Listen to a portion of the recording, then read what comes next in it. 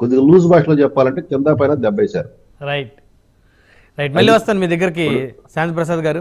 రవికిరణ్ గారు. బ్రహ్మనాయుడు గారు, గోవింద్ రెడ్డి గారు యాక్చువల్గా 2-3 సంవత్సరాలుగా వారితో డిబేట్ లో పాల్గొంటుంటాము. వారు కొంచెం సహేతుకంగా ఒక పద్ధతిగా మాట్లాడుతుంటారు. అయితే ఇవాళ వారు మాట్లాడిన తీరు మాత్రం నాకు విస్మయాన్ని గురి చేసింది. ప్రత్యేక హోదా సాధించమన్నారనా? అలా కదా, అది అనొచ్చు, అది ప్రతిపక్ష పార్టీకి అనొచ్చు, దానికేం ఇబ్బంది ఏం లేదు. వాళ్ళకు ఎందుకని నేను ముందే అన్నాను, ప్రతిపక్ష పార్టీలకి ఒక సెక్షన్ ఆఫ్ మీడియాకి కోనా మేధావులకి అన్నది వీరందరినీ దృష్టిలో పెట్టుకునే ప్రధానమైన పాయింట్ నాకు ఎక్కడ ఇబ్బంది అనిపించింది అంటే కరెక్ట్ కాదని. ఎందుకంటే ఆయన ఒక మేధావిగా మేమందరం గుర్తిస్తాం. అవును, ఈ రోజు వారి ప్రభుత్వానికి 151 సీట్లు ఇచ్చి 2019లో 2024 11 సీట్లకు పరిమితం. అంటే కనీసం ప్రధాన ప్రతిపక్ష హోదా కూడా ఇవ్వకుండా రాష్ట్ర ప్రజలు కంప్లీట్ గా పక్కన పెట్టారు. దానికి కారణాలు, వారు చెప్తున్న కారణాలు ఏంటి? పవన్ కళ్యాణ్ గారు మా ఇమేజ్ ని దెబ్బతీశారు, మా మీద ఫాల్స్ ప్రొపగండా చేశారు. ఈ కారణాలు. మీ కారణాలు కావాలంటే పొట్టు సత్యనారాయణ అడగండి, మాజీ మంత్రిని, మాజీ ఎమ్మెల్యే జక్కపూడి రాజా గారిని అడగండి, మాజీ ఎమ్మెల్యే కాటసాని రాంభూపాల్ రెడ్డి గారిని అడగండి, కేతిరెడ్డి వెంకటరామరెడ్డి గారిని అడగండి, రాయలసీమలో ఉంటారు కదా వాళ్ళందరూ, వాళ్ళని అడగండి. ఎందుకు వాళ్ళందరినీ అడిగేదానికన్నా రవికిరణ్ గారు, ఇప్పుడు గోవింద్ రెడ్డి గారు కూడా చట్టసభలో ఉన్నారు కదా, ఆయన ఎమ్మెల్సీగా ఉన్నారు కాబట్టి, మరి ముఖ్యమంత్రి గారికి వారు రాయలసీమ వస్తుంది కాబట్టి మరి వారిని కలవాలంటే మధ్యలో కోటరీని దాటుకుని వెళ్ళి కలవాలా లేకపోతే డైరెక్ట్ గా కలవాలా అనేది ఆయన గోవింద్ రెడ్డి గారిని అడిగితే ఆయనే చెప్తారు. సరే, వారు చెప్పిన కారణాలు ఈ మీడియా ముఖంగా సహేతుకంగా లేవు. మీ కారణాలతో మీ మాజీ ఎమ్మెల్యేలు మాజీ మంత్రులు డిఫర్ అవుతున్నారు. ఇది ఎంతవరకు సమంజసం? మీరు ఇప్పటికన్నా సరే మీ యొక్క తప్పులు గుర్తించకుండా ఎదుటి వారి మీద బట్టకాల్సి మీద పడేసి పవన్ కళ్యాణ్ గారి మీద వేసేసి ఆయన మొత్తం మమ్మల్ని జగన్మోహన్ నెగిటివ్ చేశారట, ఆయన ఇమేజ్ చెరగొట్టారట. మీ మంత్రులు ఎమ్మెల్యే చెప్తున్నారు కదా, కనీసం మాకు ఎడ్లకి అవకాశం లేదు, మమ్మల్ని ఎప్పుడు కలవలేదని చెప్పేసి వాళ్ళే చెప్తున్నారు. అవి మీకు కనపట్టలేదా? ఎందుకు అనవసరమైనటువంటి, ఇప్పటికన్నా సరే ఆత్మ పరిశీలన చేసుకోండి. ఎక్కడి నుంచి మనకి ఇబ్బంది? 151 నుంచి 11కు పడేశారు. అప్పటికన్నా సరే మీరు గ్రహించి ఇంకో మా ప్రాబ్లమ్స్ ఇవి కూడా ఉన్నాయి, మీరు రెక్టిఫై చేసుకోవాలి. ఒక మాట ఆయన ఉంటే ఆయన మీద గౌరవం పెరిగేది. నాకు మా ప్రాబ్లమ్స్ కూడా ఉన్నాయి, ఆ ప్రాబ్లమ్స్ కూడా రెక్టిఫై చేసుకుంటాము, చేసుకొని మేము బౌన్స్ బ్యాక్ అవుతాం. ప్రతి పార్టీ, ఇప్పుడు చంద్రబాబు నాయుడు గారు మనం స్టేట్మెంట్ ఇచ్చారు, పదవులు శాశ్వతం కాదని. శాశ్వతం కాదు పదవులు. కానీ గోవింద్ రెడ్డి గారు పెద్ద మనిషిగా మా సమస్యలు కూడా ఉన్నాయి, మా ప్రాబ్లమ్స్ కూడా ఉన్నాయి, అన్ని మేము రెక్టిఫై చేసుకుంటాం. కొన్ని మేము అనుకున్నాము, అది మేము సాధించలేకపోయానంటే ఆయన పెద్ద రకం నిలబడి ఉండేదని అని చెప్పి నా అభిప్రాయం. ఇంకోటి, వారు జనసేనని వల్ల ఓడిపోయామంటూ జనసేన పార్టీ గట్టిగా ప్రభుత్వాన్ని నిలదీయాలంటూ మళ్ళీ భారతీయ జనతా పార్టీ జనసేన మింగేస్తారని కూడా చెప్తున్నారు. అంటే కేంద్ర మంత్రి పదవి ఇవ్వలేదు కాబట్టి తెలుగుదేశానికి 2 ఇచ్చారు, బీజేపీకి 1 ఇచ్చుకున్నారు, మరి జనసేనకి ఎందుకు ఇవ్వలేదు అనేది వారి అభిప్రాయం. అలా చెప్తూ ఇంకో పక్క జనసేన ఒక ఫాల్స్ ప్రాపగండా నెగిటివ్ ఇమేజ్ ఇవ్వడం వల్ల ఓడిపోయి ఉన్నారు. అంటే మమ్మల్ని ముంచింది ఆయనకి మాత్రం ఇవ్వండి అంటే ఏంటి డ్యూయల్ స్టేట్మెంట్లు? మీకు అంత ప్రేమ ఉంటే మీ పార్టీని విలీనం చేయండి. జనసేన మీద మీకు అంత నిబద్ధత ఉంటే మీ పార్టీని విలీనం చేసి జనసేనలో మీరు కాపాడి భారతీయ జనతా పార్టీ లాంటి రాక్షసుల నుంచి కాపాడండి. పోని మళ్ళీ భారతీయ జనతా పార్టీతో పోల్చుకుంటారేంటి? మీరు 5 ఏళ్ల పరిపాలన చేస్తే 151 స్థానాల నుంచి 11 స్థానాలు పడేశారు. మేము ప్రతిపక్ష హోదా కూడా రాలేదు. మేము కంటిన్యూస్ గా 10 ఏళ్ళు అక్కడ పరిపాలన చేస్తే మూడోసారి మాకు 240 స్థానాలు ఇచ్చారు. 240 స్థానాలు మాకు 2014 282 స్థానాలు ఉంటే 2024 240, అంటే కేవలం 42 స్థానాలు మాత్రమే తగ్గాయి. 42 స్థానాలు మాత్రమే తగ్గాయి. అదే కాంగ్రెస్ పార్టీ 2004 నుంచి 14 వరకు 10 ఏళ్ల పరిపాలన అందిస్తే వాళ్ళకి 42 స్థానాలే మిగిలాయి. వాళ్ళకి 42 స్థానాలే మిగిలితే 2014, ఈ రోజు మాకు తగ్గింది 42 స్థానాలే. మీరేదో బోడిగుండికి మోకాలకి ముడిపెడుతూ కర్ణాటకలో తగ్గిపోయినాయి. కర్ణాటకలో ఎప్పుడో ఇచ్చారు అసెంబ్లీ ఎన్నికలు, సంవత్సరం కూడా కాలేదు కదా. మరి అక్కడ కాంగ్రెస్ పార్టీ ఎందుకు స్వీప్ కాలేదు? భారతీయ జనతా పార్టీకి అసెంబ్లీలో పెద్ద స్థానాలు రాలేదు, పక్కన పెట్టారు కదా. సంవత్సరం తిరగకుండానే పార్లమెంట్ ఎన్నికలు వస్తే అత్యధిక స్థానాలు 19 స్థానాలు మాకే ఉన్నాయి, 19-20 స్థానాలు మాకు కూటమికి వచ్చాయి.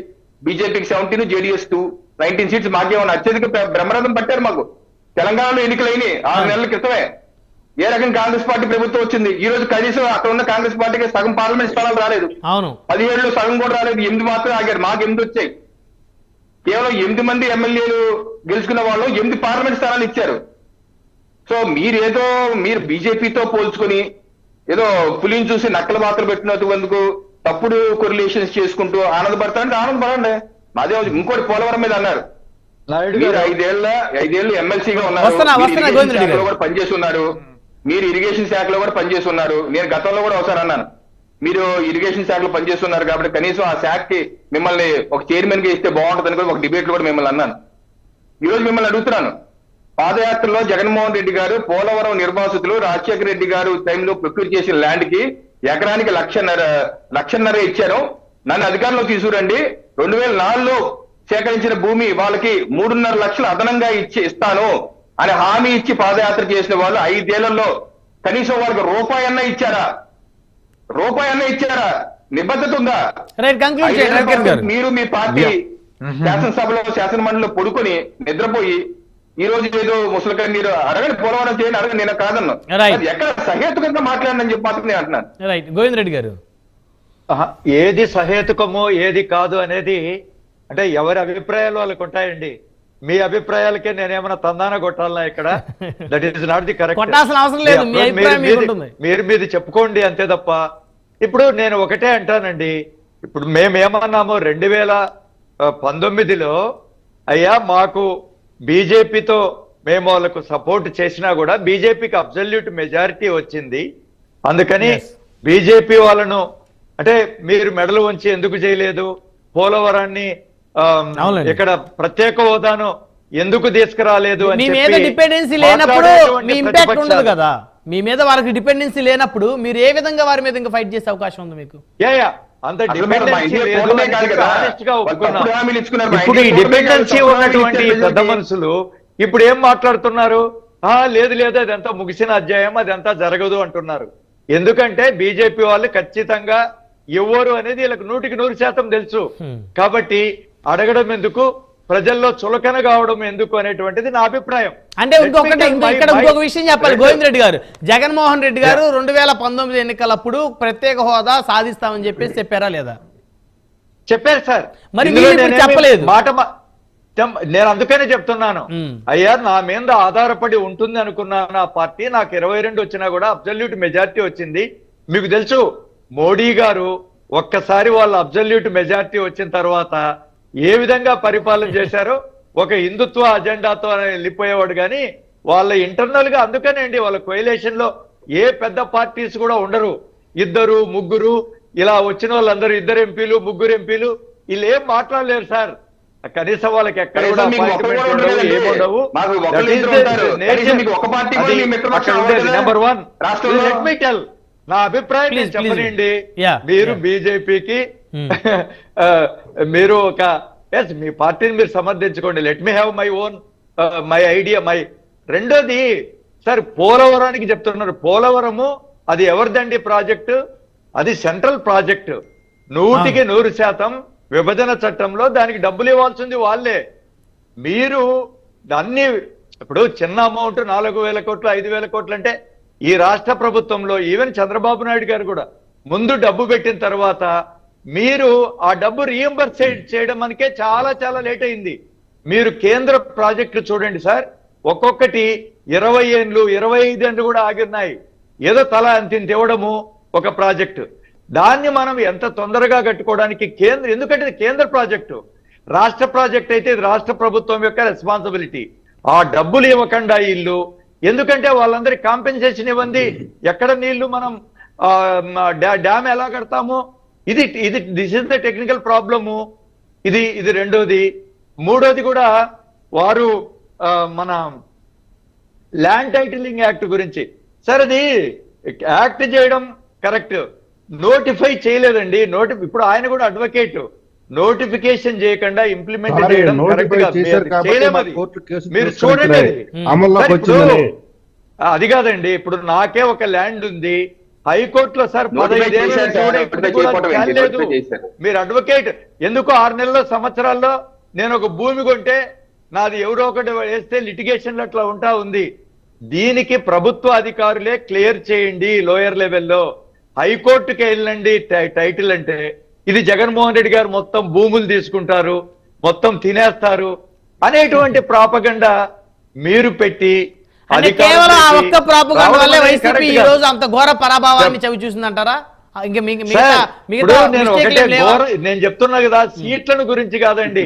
మా ఓట్ షేర్ ఇంటాక్ట్ గా ఉంది, మా 40%. ఇక మిగతా 5-10% వాళ్ళందరూ కూడా రకరకాలుగా ఇది చెప్తున్నా కదా, పేదలకు పెత్తందారులన్నీ కూడా మా జగన్మోహన్ రెడ్డి గారు ఒకటే అన్నారు. ఇప్పుడు not the rich people with an attitude, they have the different attitude. కింద వాళ్ళు కానీ మిగతా సామాజిక వర్గాలు కానీ బీదలు కానీ వాళ్లకు సరైనటువంటి దాంట్లో ఉండేటువంటి ఈ పరిపాలనలో లేకుండా వాళ్ళ కిందనే జరగాలన్న ఒక యాటిట్యూడ్ చాలా మందికి ఉంది.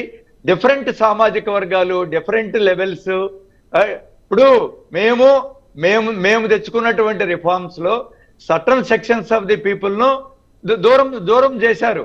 ఇప్పుడు ఫర్ ఎగ్జాంపుల్ టీచర్స్ ఉన్నారు సార్, వాళ్ళకు 5-10 రోజులు లేట్ అయినా కూడా ఎవరి జీతాలు ఇవ్వకుండా పోలేదు. ఇప్పుడు గోవింద్ రెడ్డి గారు ఆ అంశాలు మాట్లాడితే చాలా చర్చించాలి.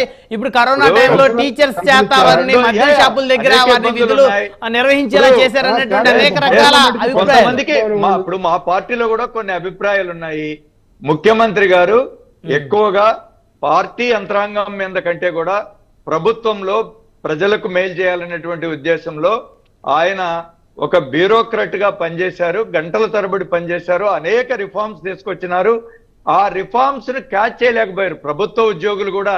మీరందరూ ఇప్పుడు మేము ఒక విద్య మీద, ఒక వైద్యం మీద కానీ, సామాజిక న్యాయం మీద కానీ పెద్ద ఎత్తున ప్రభుత్వ యంత్రాంగం ద్వారా ఒత్తిడి పెట్టించి వాళ్ళ ద్వారా ఇవన్నీ కూడా డెలివరీ మెకానిజాన్ని పెద్ద ఎత్తున ఇంప్రూవ్ చేశాం.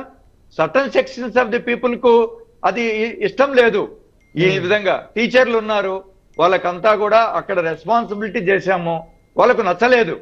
సరే, మీరు ఎలా పరిపాలన చేయబోతున్నారు ఇవన్నీ కూడా అనేటువంటిది. చివరిగా సమయం లేదు గోవింద్ రెడ్డి గారు, వారు ఇందాక ఒక ప్రశ్న కూడా అడిగారు, జగన్మోహన్ రెడ్డి గారు అసెంబ్లీకి వస్తారా రారా అని.